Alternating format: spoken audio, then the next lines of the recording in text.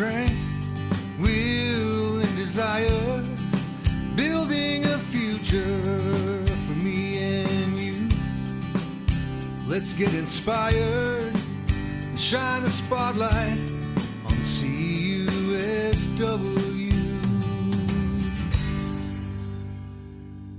Hello and welcome to the CUSW Spotlight Podcast, brought to you by the Canadian Union of Skilled Workers, established in 1999. CUSW has been empowering its members and shaping the future of skilled trades for over 25 years. In this podcast, we shine a spotlight on the people, stories, and values that make CUSW a strong and dynamic community. It's an exciting time to be part of this union, and we're here to celebrate the journey, achievements, and dedication of skilled workers. So turn up the volume and let's get started. Here's your host for the CUSW Spotlight Podcast, Mr. 𝗀𝗏𝗏𝗀. Hello, everyone, and thanks for joining us on this episode of the CUSW Spotlight Podcast. On this episode, we have 𝗏𝗏𝗁𝗏𝗁. 𝗏𝗏𝗁𝗁𝗏𝗁 is a mover and a shaker within the CUSW. He's held a lot of seats, he's worn a lot of hats, and currently, Mark is a member of the National Executive Board of the Canadian Union of Skilled Workers. And today, we're going to find out a little bit more about Mark. Hi, Mark, and how are you today? I'm doing well. How about yourself, Dan? I'm very good. I'm really glad to have you on the show. And you and I have had some really good conversations over the past couple of years. And everybody involved in the show, we're just so glad to have you here. So thanks again for being a part of it. Oh, I appreciate it. Awesome. Can you share with the viewers at home how you fit into the CUSW family? Sure. I've actually been a member of CUSW for quite some time. I've been a member since August 30th, 2004. As a background on the trade perspective, started as electrical apprentice all the way to journeyperson, and I now instruct in the workplace that I'm employed in. As far as CUSW membership, yeah, you're right. I have worn a lot of hats. I've participated in a workplace level, a unit level, a national committee level. And like you said, I'm currently serving as an executive member on the National Executive Board. I've been a convention delegate, host committee for chair for conventions. And I've also was a trustee back when the Power Sector Retirement Trust and the Power Sector and Benefit Trust were just one trust. I was the trustee on the term right before we got big enough that we split them to two trusts. And that's one of the things that I think is great about us, is that if there's anything or something you're interested in it, we have an avenue as a way for you to participate. And also, it's never just you. I know there's a time when some people might have trepidation about, geez, I'm not sure what I'm doing, but you have a whole crew of people with all the same goal of wanting to do something or improve or plan a social event or whatever it is. Whatever you're interested in, there's something that CUSW has for you. And that's partially where I've tried in my experience, where I sat on the JC shortly after I was a journey person, right? So I had that real fresh, I was an apprentice look to being part of the unit capacity building committee, taking the experience of being a unit chair to try and recommend a training program for the people coming through that didn't maybe have the benefit like I did of meeting and working with people that were here from day one. That when CUSW was an idea on a cocktail napkin to where we are now, we have something in place that we can continue the momentum and continue the growth. Yeah, like when you say when you started the CUSW in 2004, that was a year before I started with the CUSW in 2005. Yeah. And we've talked about this and how the time just flies by so fast. 20 years well into our exposure and our experience with CUSW, and we're still going strong. Yeah. And we're building these relationships. It's really cool. And that's a good point. That's something that you don't think of, is through the union, through either just unit participation at any level or the workplaces, the relationships that you wind up making and the friends, and how many decades you wind up knowing people and how much you've done together. I says, you'd be a great example when we started shortly after each other, same workplace. And at one point we were just names on paper that I had heard of you, obviously, because you're a little more infamous than I at the time. And then coming through to see that whole story where eventually the stories interact and we get to meet each other and talk and learn. And we're almost pretty much the same age too. So I always find a lot of commonalities. Whereas now, in a workplace where grandparents and their grandkids can be in the same place at the same time. So you're seeing that cross-generational ages, but also people that have become just kind of like a family, the type that maybe you don't get together all the time, but when you do, no time has passed. And that's something you wouldn't expect. It's just something that naturally has happened. It's true. And when you say, well, me being a little more infamous than you, it is kind of true on a funny sense where because of my accident and because of the profile that I've had, a lot of people that know me because I'm in the public, but I don't know them. And you obviously knew me before I knew you. Yeah. But then we had our first official meeting together. I think it was a conference in 2018. A health and safety conference. Yeah. Yeah. Yeah. That's when we first started talking, and you came up to me and you talked to me as if we were friends because you knew all about me, but I really didn't know about you. And it's just cool how these relationships start at different times for different people. And once you finally do make these real life connections, you realize the relationships are for real. Like you said, we're just names on pieces of paper. But because we both put our hands up and said, hey, I want to participate. I want to be part of the union. I want to see what goes on behind the scenes. They want to make a difference. That's how you and I became in contact directly. Yeah. No. You're right. And it is quite something. You're right with the infamous. And because we have a very similar story in terms of being apprentices at the same place and similar ages. So obviously in the workplace, I heard. And then being on the JAC, when you were definitely a name on the paper, obviously your story was known. And then to be aware of and hear of, and then catch up with your personal journey of where you came back. And I've mentioned this before, I find that sticks close to me because a coin flip and it's me and it's not you.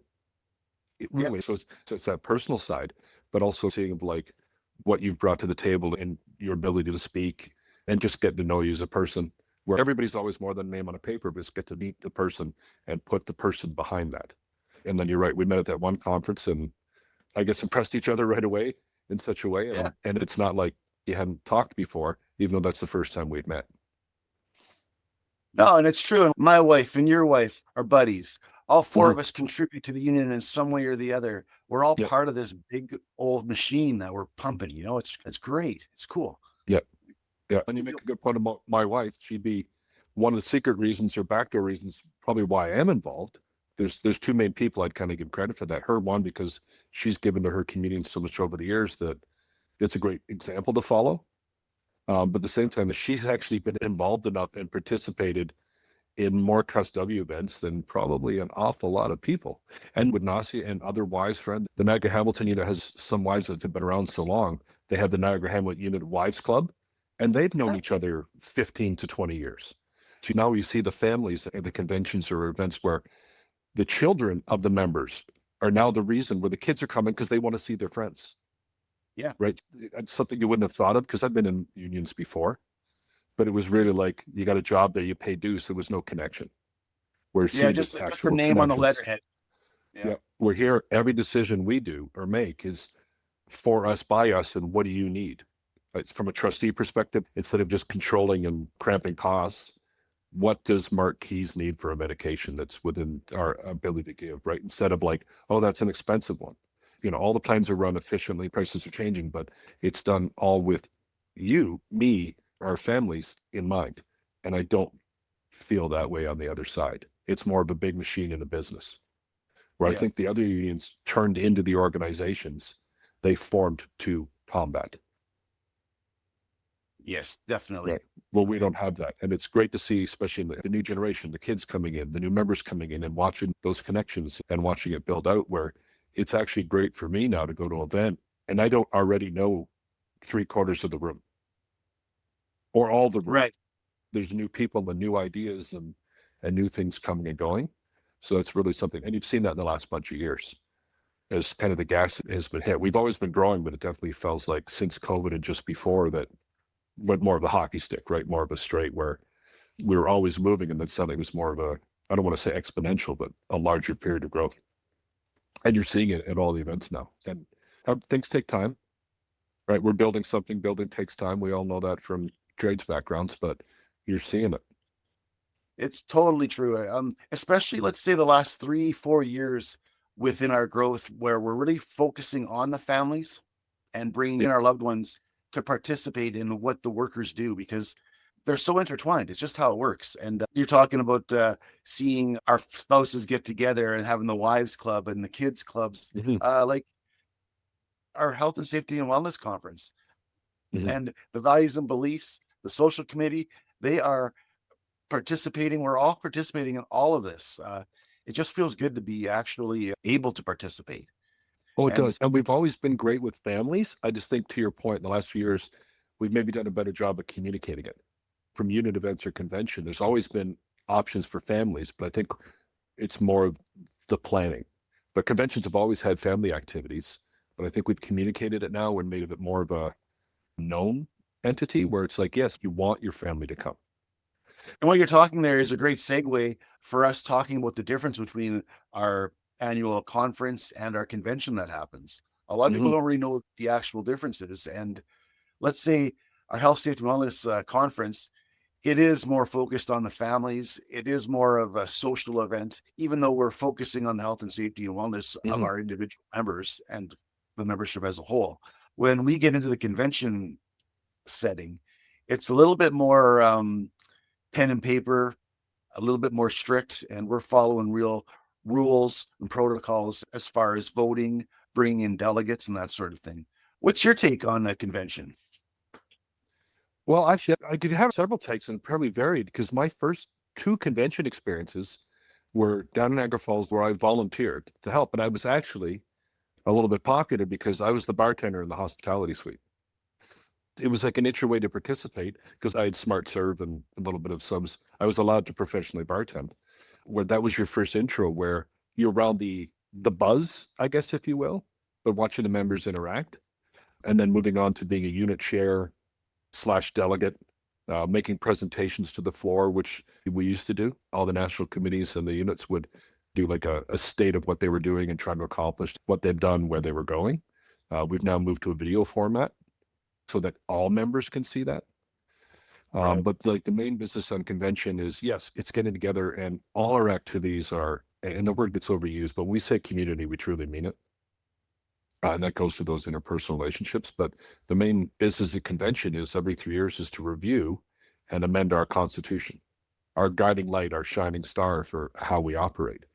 And that's where you talk about whether it's the process and formality, because we do follow the Canadian parliamentary process and rules of order, but it's a really fun time once you get the hang of it. Of any member can make a resolution of something they want to change the constitution, and every resolution is read on the floor, whether you have spelling errors, like it's taken as is, nobody touches it, and the constitution committee recommends or doesn't recommend the amendment, and the floor votes on the amendment or makes changes to it if they like, and then the process of how to do it. So you don't have to have a perfect idea submitted, but all the delegates that are there, who are all representing all of us, are going to have that free flowing talk and tweak within the process of change the words to get to what is the best answer. And Right. I think it's something I find actually enriching is like, it's all forward. My words are in the Constitution. I put forward amendments. I even had one or two that weren't even changed. But even if they're changed, it gets to that better place. And you're like, wow, like I thought of this and we just changed those few words or sentence and had a discussion about it. This is how we operate. And we come every 3 years to re-review that and apply, because as we're growing, as things change, like I haven't done it, but I have all the constitution books since I've started. I've always thought of a project of to say where we were, to say where we are and see all the changes. Like the addition Right. of the health and safety policy be a great example, right? That was not originally in it. And then amending that, or, things like judicial code or harassment discrimination, or making workplaces their own article because they used to be under the direction of the unit. As we learn and grow, we have the ability every 3 years to make those adjustments that are better suited for CUSW.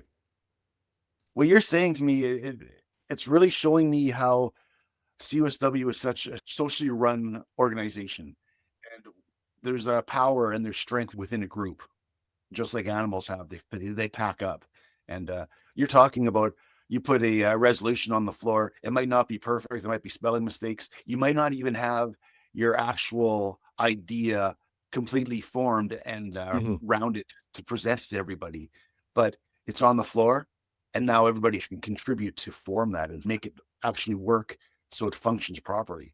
Exactly. There's there's nothing more democratic than that. Like, how Yeah. much more social of an event can you have besides something like that? It's truly amazing, and that is the power of the group. Absolutely. And there's more conversation about resolutions than other, because some of them make some serious changes, making the workplace its own from the unit. People had feelings about that.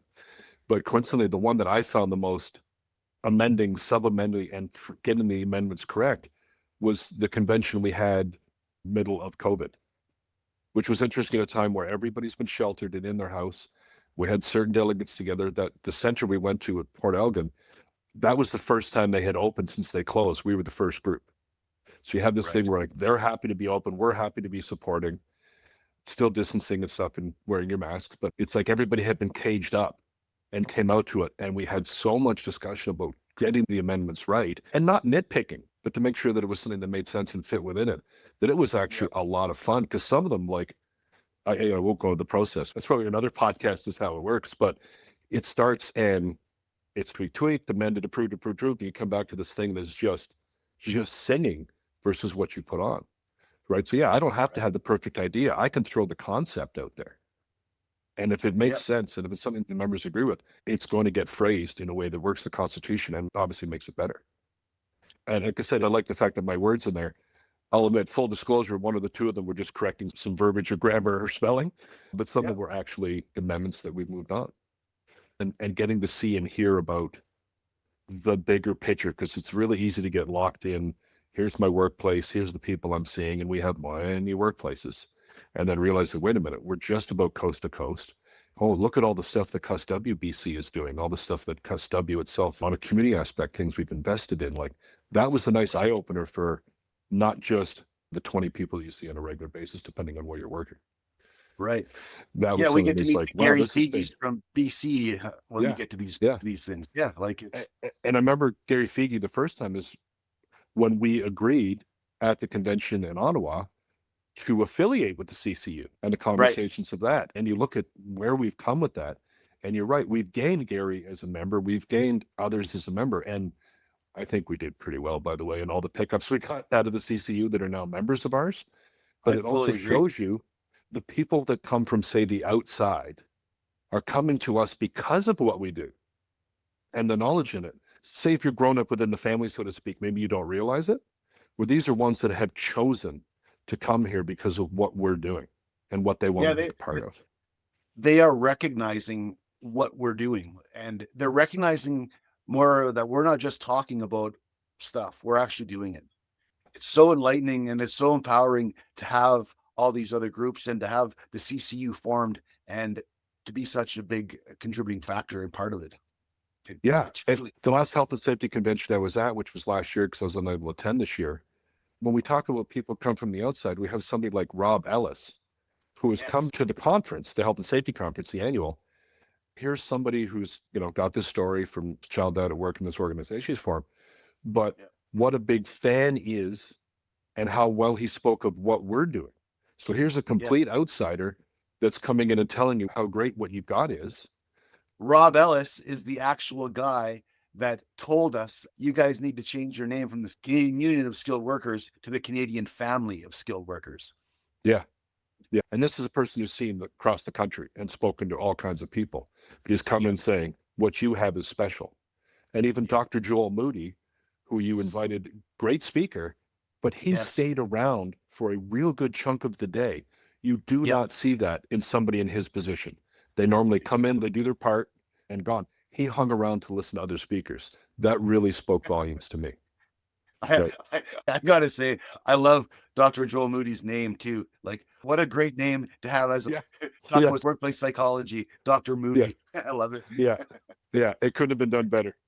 But just to see these people that are experts in these fields, these say titans or whatever, that are like spending their own time and wanting to come speak to us and actually congratulate us on what we're doing, which, as you and I spoke before, as Canadians, we're used to being on the complimenting giving, but to get it back and say, these are people that know, and they have seen A to B to C to Z, and they're here and spending extra time and saying, wow, nobody's doing what you're doing, and keep doing it because it's really something. They're not only just saying you guys are doing a good job, they're going beyond that and saying, okay, you're doing a good job and we want to be part of it. Yeah. And they could have their pick of the litter, if you will. And we managed to attract, between the works of people like yourself and the committee, some pretty good speakers as well. It's helped. Yeah. And some of the great speakers that we have at convention or units or conferences are our own members. I'm a big fan of your speaking abilities, but we've had others that come up and, man, have they said some impactful things at that. I said at the last conference we spoke, I don't walk away from here untouched. And that's part of one of the appeal to come to. Right. Yeah. I personally love the panel discussions that we have at the conference where you get a nice conversation going, and it's a really great way to break people out who are maybe a little bit hesitant to speak up and to be speaking in public in general. When you're on a stage, it's a little intimidating, but sometimes when you're sitting in a chair on a stage beside some of your fellow coworkers, it's a lot less intimidating, and some really good conversations spark and flow. That's for sure. I definitely agree with you. My first presentation and first convention, you're nervous because nobody wants to come off, am I saying the right things? Because I don't know what everybody else is doing. And since then, you've never had it because you're speaking to your people. Right. Right. You're speaking to our community where like there's not the nerves anymore because this is who you're in front of. Like I have no concern. I love conversation. I'm good at the give and the take, and I can go anywhere. And because of me getting to learn from and spend time with the founding and the early members and knowing that story and sort of imparting it and what it's been able to given me in my life to establish and all these varying participation things that I've done because all these different avenues, it's great that I can share that and then sort of pay it forward. I started from day zero, right? Green apprentice and all the way through between professional and CUSW, what is available to us. Decisions that I've made as a trustee that are in play or part of the groups, things we brought into the benefit program at the time that have benefited members and that we're still using today. Right. So when you talk about empowering, it is like, here's this thing that as a group of trustees we decided on, and it was a great situation and a great decision. And it's another level of care that we can have. I got to admit, like talking about all these different avenues of care and options that we do have for so many different areas of our life that don't actually involve work at all. Exactly. Like I've been struggling with a couple personal issues kind of thing and a little bit of health problems, nothing major, but I called Homewood Health, had a conversation with somebody. It was really nice. And I'm going to call again. And the funny thing is, I have another counselor lined up through my workplace injury that I can call and stuff, but that just wasn't available when I needed it. Yeah. Homewood has that 24-hour call center. That's a good point. Yep. Somebody will reach the phone. The only tip I'll give to members, because I've called as well, and actually, I'll be honest, I probably should have called years before. You have to create an account on Homewood. So when you call, they already know all your information. But yeah, I did reach out. I got set up with a meeting, talked to a person a few times. The only reason I didn't continue because at the time I needed more critical care per se. Then for those that know, in the last year, I was down and out, and then reached out to the supports. And at that time, I just needed something further, but it was there. And it was still helpful. But I do encourage people. I know looking back, I should have made avail of some of the supports sooner. Homewood Health, it used to be called Best Doctors. Now it's called Teledoc, where you can get medical questions answered. You can get second opinions and look at your file. I know people have done that and the difference it's made. You've got somebody else who's got your back, if you will, especially the medical system where there's a lot of people, there's not enough doctors, where you can have somebody look at your case or just get those questions answered because you don't want to go down Dr. Google. If you want bad news, look on the internet. It's true. Especially if you're having a personal problem. I don't like to read it because it always makes me feel worse. Right. Sometimes when you're dealing with a problem, you just need to talk to somebody right now. Yeah. And even if that person doesn't have the answers for you, they can direct you to go somewhere else. Yeah. That 5-minute conversation with someone who's actually caring on the other end of the line is all you need. And just to have that number available, I don't want to sound dramatic, but it is life-saving. It really is. It is. And also in Homewood, if the first person they set you up with, you're okay, but maybe you're just not vibing with, then you just go back to the system and get another one. That's fine. And none of those people would be offended by it. When you talk about conversation or counseling or therapy, it's the dynamic of you and the person because everybody's trained. And sometimes you just fit better with another. But you're right. It's not just, oh, I got hurt. Like there's lots of supports for marital issues or families, or I know people's children that they've said they've had them called and what an advantage was. So yeah, lots of supports. Maybe we're not always good at communicating them in some cases, but also it's knowing when it's time, hopefully, to reach out before you're in the worst spot. And Right. I'll just say personally is there's probably calls that I should have made sooner than I did. I thought, oh yeah, I just have a sleeping problem and it's been 10 years, so that's wearing me down. Yeah, sure. But there was more to it. And maybe I could have headed off the big crash that came, and maybe not.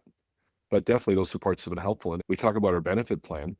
My wife, before she was injured at work for a major bank, she's on our benefit plan because it's better than what they offer without her having to go out of pocket thousands of dollars. So here's this thing group, the small group of people that now we've got. I think the benefit plan's now over 12,000 people in it, or 10 to 12. And the focus is on the member and what we need. Right. And here's this like top bank, and they don't touch what we have as far as the benefit side, as far as getting you care instead of just, paying the bills.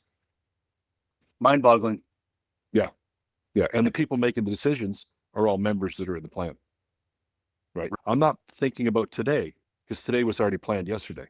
We're planning for tomorrow to keep the continuity of the plan, see the shifting change of costs, new technologies, and all that sort of stuff. But no, I know a bunch of people that have availed of it, people that have reached out and maybe they've had an addiction or reached out to somebody, like you said, just that 5-minute conversation, who knew who to put them in contact with or how to get from, geez, I need help, what do I do, to here.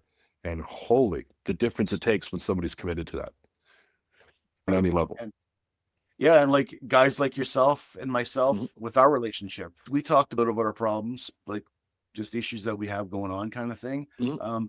I know if I'm really feeling down and out, I can call 𝗏𝗏𝗏𝗏𝗏. I know I can. I probably have a list of 5 CUSW people that I just know. I can call them anytime. And the vast majority of these people are the same people that I work on committee work, doing the podcast with. It's mostly because I've chose to take an active part in the form and functions of the union. Yeah, and and there's as much out there that you want to do. Like the door, there's no limits. And it could be as little as, I just want to plan the Christmas party for my unit. No problem. You don't have to take every event on. Like everything can be in bite-sized chunks, because if everybody's holding the rope, it's not too hard to pull it along. Yeah, right. You can even just say, I have no friggin' idea what I can do. I honestly don't think I can offer anything. What do you guys got for me? We'll find something. And if you don't like it, we'll find something else. Exactly right. And you can try. You can start at, says at the community or your local level in the unit, or maybe you've got a big picture idea, but if you don't know, that's okay. We had a facilitator and member once who said, you're always worried about making the wrong decision. Well, the people that show up are the right people. Yeah. And I used to say as a unit chair, like, oh, if you ever had the next election and I've made mistakes or people don't like it, I would encourage that there's now 5 people running, because now they have an idea of seeing it, as opposed to just sitting on the sidelines and not sure. But not everybody has to be in an elected position. The appointed committees are a good way, because that gives you a taste for it. And at your local level, it can be said as small as just, I like to do one event. You mentioned National Social Committee. You look at some of the events like Canada's Wonderland. How big that event has become is just awesome. And where the health and safety conferences come, and where, when they go to the zoo and all these things and what units are doing.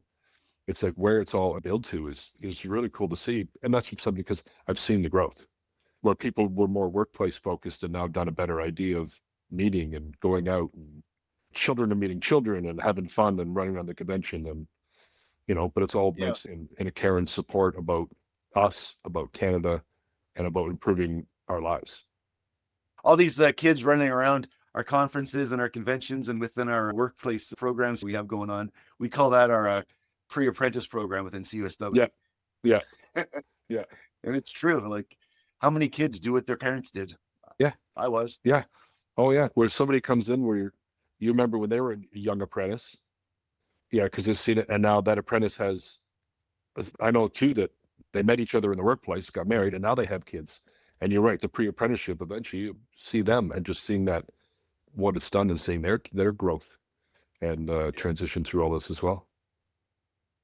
Yeah, it just feels good to be part of it. And I'm actually like very, very proud to be part of creating it. Yeah. And because we're all Canadian, we're not good at communicating and celebrating that. Sometimes it's true. We've done a lot as an organization, as individuals, and like all the pieces moving, And sometimes I think because you're so busy building it that you get it, but you haven't got to say, hey, by the way, everybody who didn't notice, we're doing this. We've donated money to a hospital.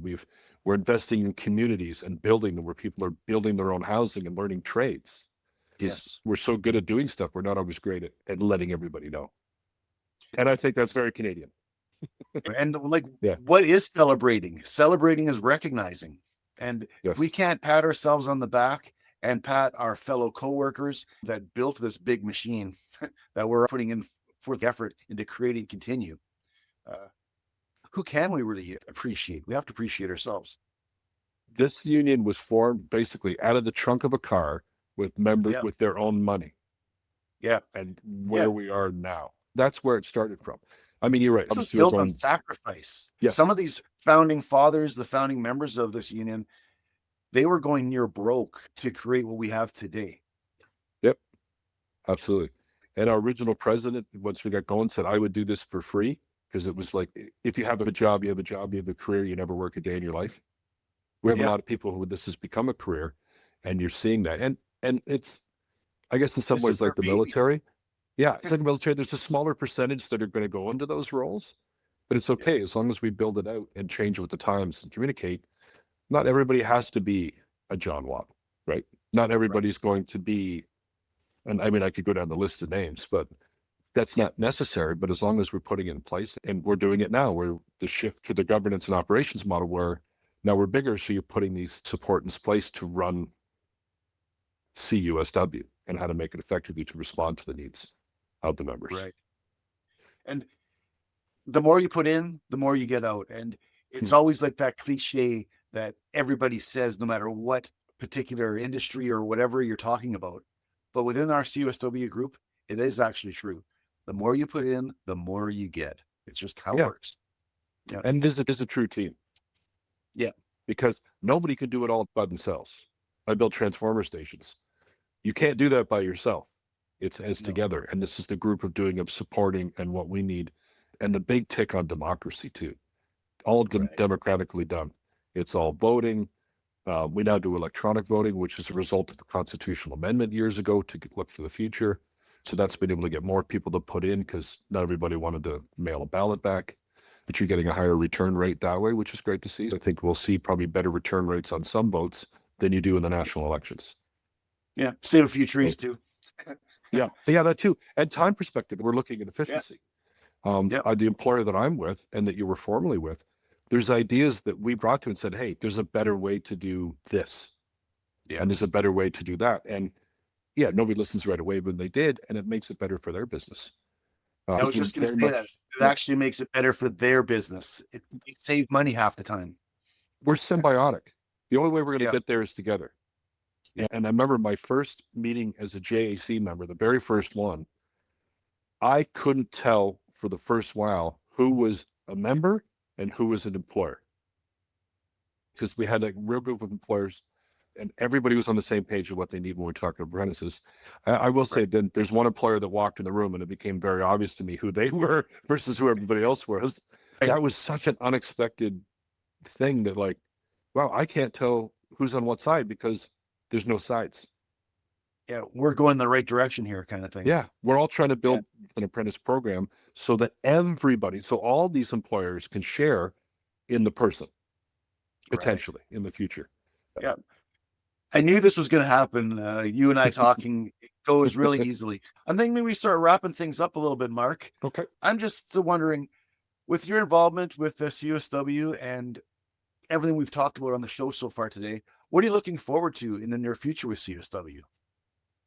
We are in an election year where all the positions of leadership are going to be refreshed, where every workplace reps, unions, NAB, committee appointments, where everything's getting set up, right? We already did our trustees and constitution committee last year. So that's something to see is the changing of the guard, maybe, because you're getting to see more new ideas at the table. So that's in the short term. On the long term, really, I'm just curious to see where we're going. Like I know where we're going, obviously, at different levels. I've been heard by people to help put stuff into effect, but life goes where life goes as we're expanding into it. So it's just to see where we're going and see that continued growth. You've really felt the spurt or the change and the influx of new, and like I said, seeing those new members, those people who chose to come here. Because what's different at CUSW is other unions talk about brothers and sisters. We have members. You don't choose your brothers and sisters, but we choose the members because we recruit ourselves. I think that's an important distinction. Yes. Right? Because obviously we're filling calls, we want to fill jobs, but we're also looking for people who want to be part of CUSW. And the peoples that have come from the outside, like the 𝗵𝗲𝗁𝗍𝗍, the Chris Stevens, a bunch of people, like they came here because of what we're doing to help advance work and doing some really great stuff. And that's just two names. I don't want to overlook anybody, but that's two of where, like, Chris was a guy that could work in industry and do everything, but he wants to be part of what we're doing. And he's doing some great stuff with us, for us. Right. So it's just like that part now where I'm getting closer to that being finished stage, still off in the future, but of helping to bring people along now, because that's what was done. What the founders did is why I'm here, what I'm able to do today. And I want to have that same opportunity, which is naturally happening between any level, whatever I have participated in. One day it'll be the retirees committee. Yeah. It's not very far off for you and I. No. When you talk about time, 10 years is nothing now, right? No, especially since you and I have already put in 20 years together here. Yeah. It just blows my mind how this can't stop that clock. So it's more of seeing where we go. And I know sometimes there's bumps in the road, but I said earlier in our talk that if it was easy, everybody would have already been doing it. And it's different for people coming in originally through a trade union where they're not used to having the say. They're used to being mercenaries, but mercenaries don't always want to help, but don't want to be told what to do. And you can't have it both ways, right? You don't always have to bring up the problems, bring the solution. It doesn't necessarily mean you have to see it to fruition. But I believe that all within the membership, we have all the skills and all the knowledge we need within our own families and with our own membership. And that's a resource that, like you said, we're tapping into more by having more families come and they're participating in more things. And when we talk about the participation roundtables, some of the greatest ideas that came out of that were from family members. They weren't from members, which is awesome. It's true. Yeah. One of the roundtable discussions I went to 3 or 4 years ago with Chris Stevens, one of the family members actually talked about bringing family members to our conferences. And that's how this kind of came to be. Just like you said. You're right. And we had always done it, but I think hearing from them helped put a bigger focus on it. Because every convention, family members have been invited to, and there's events and activities planned for them. But now I think, because it's more open and it's more out there, and you're seeing more people come. Yeah, it was almost like an issue of advertising, where a lot of the members and the family members didn't actually realize that it was available to the family members. We just made it aware. We announced it and we said, hey, like, this is your union too. Take a crack at it. It's funny you say family. I know the story of one of the round tables, because members aren't good at telling their families what we have, right? Benefits. I know where you're going with it. Yeah, they were talking about a benefit, and one spouse turned to the other and said, "You didn't tell me you had that," because the person never looked into it. It was a humorous moment.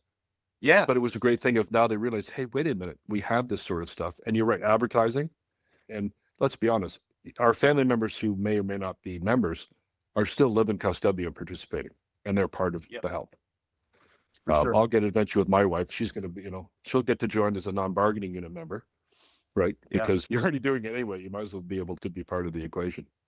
So I'm interested in the future of what we're going, because my time is not fading, but I'm looking towards the downswing, and I've been in that middle trenches of when CUSW was only 4 and 5 years old, right? And now we're over 25. Yeah. Yeah, I joined right after 5 years. I even got the T-shirt, which I'm sure I still have, because I have a collection of swag, of the history of it. Where like 5 years to like now, it's over 25. Yeah, this union wasn't supposed to last 6 months. CUSW was supposed to be done in 6 months. Yeah, I had 2 words: ha. Perfect. I love that. Well, Mark, we had an awesome conversation today. I truly thank you on behalf of the CUSW Spotlight podcast, the producers, everybody involved with the show, everybody involved with the union. We all appreciate your effort and your input into making what we have here grow so well. Truly appreciate it. Thank you. Thanks for the invite. And if I could speak of my cliches, just proud to be part of the team, give it my Yeah. day by day. But yeah, it's definitely been quite rewarding over the years. Happy to help anytime. We're glad to have you here. And you and I just having the same kind of appreciation for what the founding fathers have done for us to bring us here today.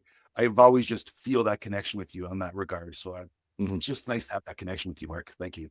Yeah. And, Absolutely. Yeah. Is there anything you'd like to share with the viewers as we close the light on the podcast today? And it doesn't have to be specifically for union. It could just be something that Mark Keys like to share with the world. Anything. I'll stay within the values of the communion is just get informed. Participating could be as simple as just reading the Constitution and seeing how we're governed. You don't all have to be in an elected position. We're in the age of information, yet people are more disconnected and not connected to the information more than they have been in history. Read your Constitution or read your collective agreement or ask questions to get involved. You can be involved just by asking because, as we go bigger, it seems to be a smaller number sometimes where it's like the foot soldiers. In the beginning, everybody was part of it and knew the fight. We're not fighting anymore. We're past that. You got to know where you've been to know where you're going, but we don't dwell on where we've been. We're focused on where we're going. So I think it's just like, don't be afraid and understand union. Like this is not just a jobs and money union. This is about about building communities. And you're seeing that groundswell between the conventions, the committees, and what the health and safety committee is doing, where you're seeing that growth. So don't be afraid. Come to something you don't know anything about. You're going to enjoy it. Yeah. So if I could paraphrase for you, I'd say be informed, get involved. Yep. Yeah. That's awesome. Better summary. Yeah. Awesome. Like seriously, thank you. For everybody at home watching the show today, if you have any suggestions, if you want to be a guest on the show, we want to hear from you. And if you want to get in touch with Mark, if you want to get in touch with myself, please go to the information sheet at the end of the show, and you can get all of our information there and contact us. We want to hear from you. Thanks again, everybody. And thanks again, Mark, for being on the CUSW Spotlight podcast. Thank you. Thank you for the invite. Awesome. Thanks again.